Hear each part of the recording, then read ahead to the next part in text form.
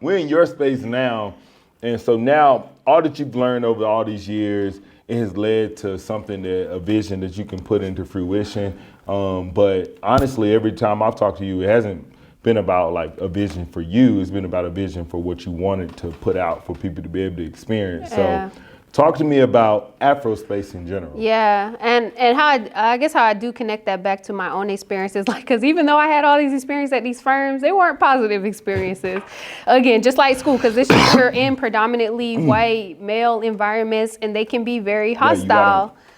Navigating them can be difficult. You don't necessarily always just feel like you could just like, you have to wear a mask kind of, you know, it's not, even when you decide, and then when you decide to just be like, you know what, I'm just going to be myself, it's almost like you get repercussions. Now, post 2020 social justice actions and things like that, it's rough out there. It's changed, but it's not, because I still am connected in my groups and stuff like that. And it's like, it's still some of the same old stuff.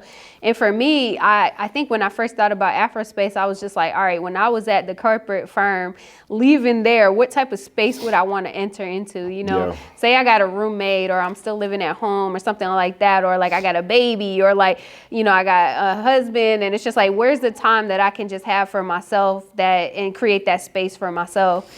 But over the and with architecture, you design spaces around activities. It took me back to school, because that's what we learned. It's like you design around habits and lifestyles and rituals. So like, for example, so I thought about, I was like, okay, well, the people that have most supported me throughout my life have been Black women. The people who are least supported in this country are Black women. Like, even from statistical standpoints we have more like stress and things like that, and just like have environmental stressors that other people just don't intersect in the same way.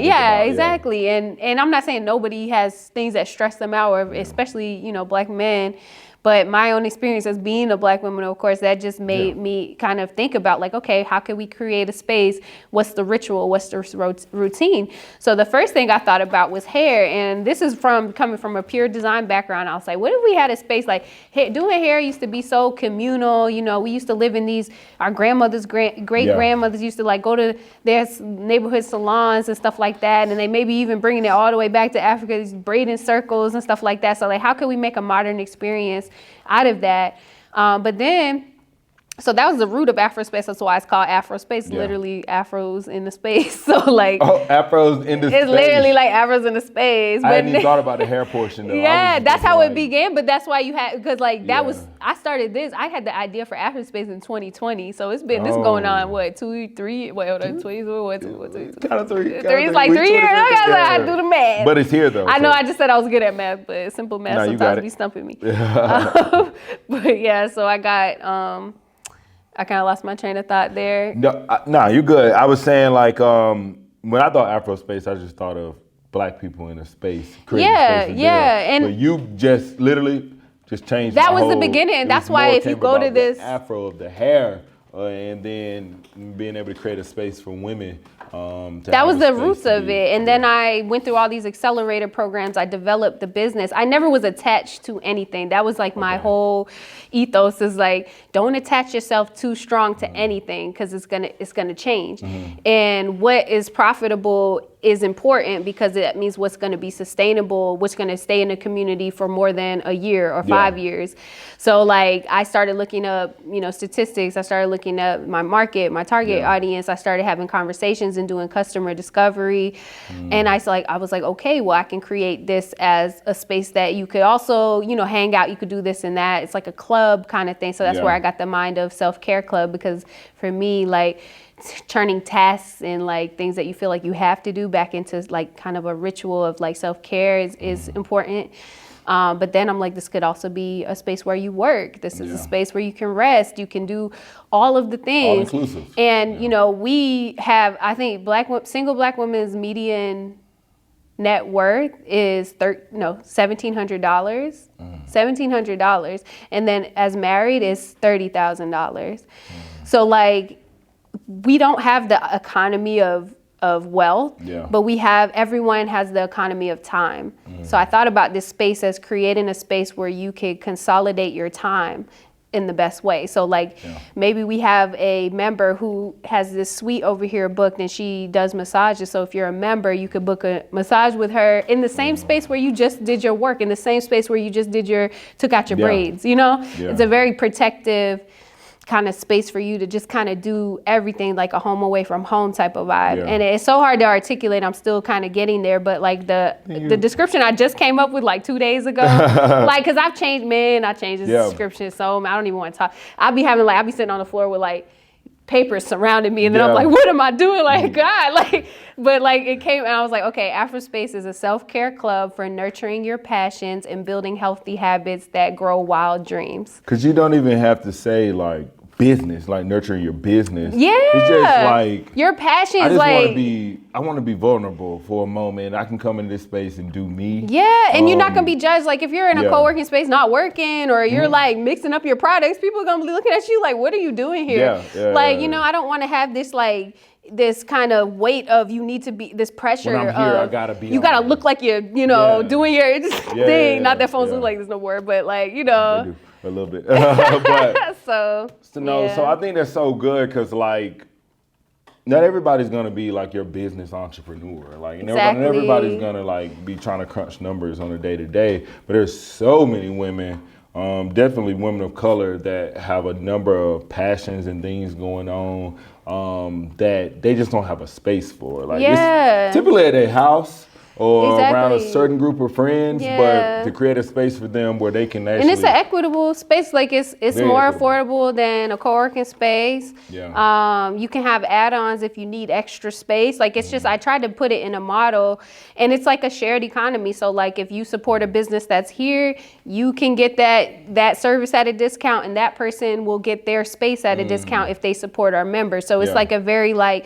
circular kind of like circulating, I should say, type of economy that I'm trying to that's where things are going. Shared economy is definitely where things are going. I think about Uber. I think about Airbnb. I think about Turo. So what you're doing, Airbnb is a perfect example, and Turo too, perfect example of that. But for what you're doing, you want to make sure that we have our space. Well, and that's we have our space to be able to, you know, share that economy with each other. And it's not about like trying to like knock the, you know, bottom line off revenue. It's about like letting your hair, it's like a mix between mental wellness and also like having your passions and chasing that with a group of people that feel the same way about they do about their passions. And it's important for me to be like, I don't want that person to, I don't want anybody to like, they're getting a discount service, but then they get discount space. So it's like everybody wins. You know what I'm saying? Like group economics. It's group economics. So it's like, you might be paying $80 to get your lashes done, and you add that onto your membership monthly, right? Because that's something you do, or a massage if that's something you do normally, or something you want to get into. That supports your self-care. So it's like a space that supports your self-care and like kind of a integrated system. So you might get that done outside. It might be $120. You know, outside a massage might be $150. Who knows? So you're coming in at like 2/3 of what the cost would be.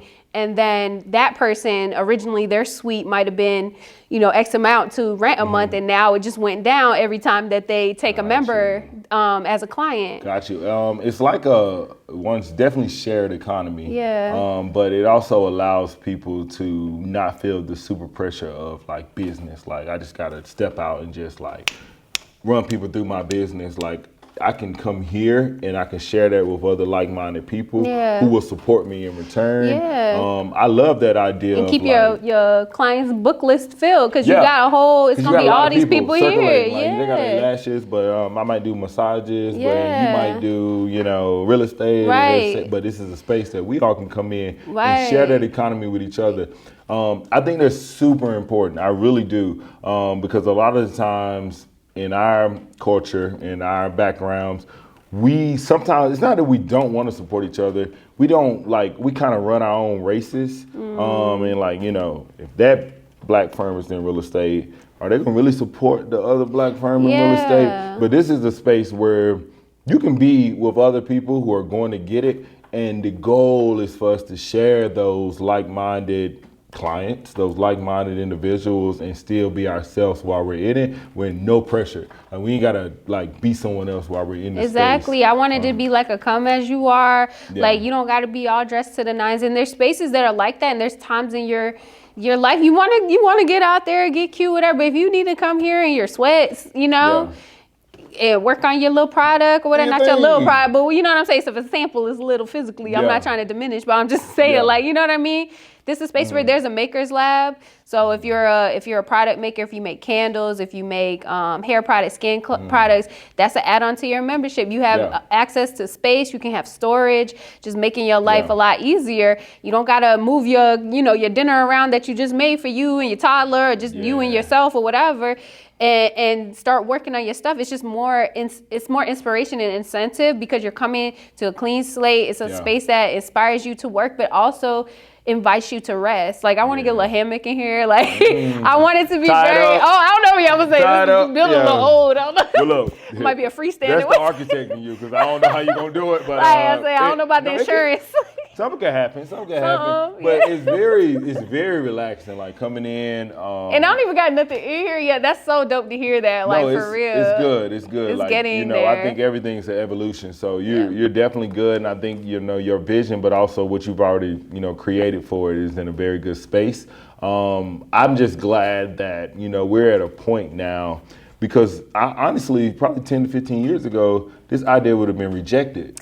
Because there weren't like the Ubers, the Turos, and the Airbnbs who would kind of show people that you can break the rules and do that. But I like that stuff. That's not what I got my investment money with. That idea that developed after, and I would not have had the space and time to develop that